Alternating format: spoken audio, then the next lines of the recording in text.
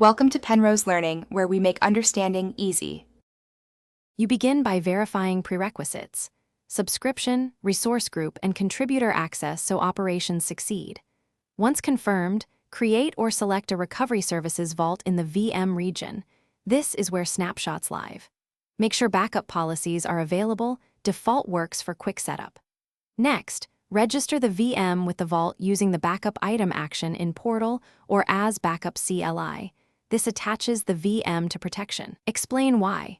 The vault centralizes retention and recovery settings, so restorations are consistent and auditable.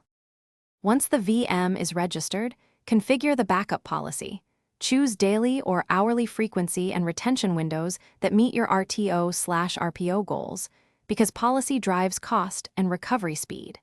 Then assign that policy to the protected VM and select inclusion for data disks and application-consistent snapshots when required. This ensures consistent state for databases. After assignment, trigger an on-demand backup to create the initial recovery point. This validates credentials. To complete, test a restore to an alternate VM or use file-level recovery to confirm data integrity and bootability. This proves your process before a real incident. Make sure to monitor backup jobs and the vault's alerts, because failed jobs often reveal misconfigurations early. If you hit errors, first confirm role permissions, then validate network access to storage endpoints and that you haven't exceeded snapshot quotas. These are common causes.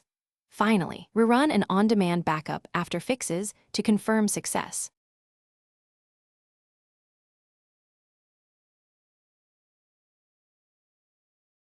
Thanks for watching. If this was helpful, leave a like and consider subscribing. See you next time.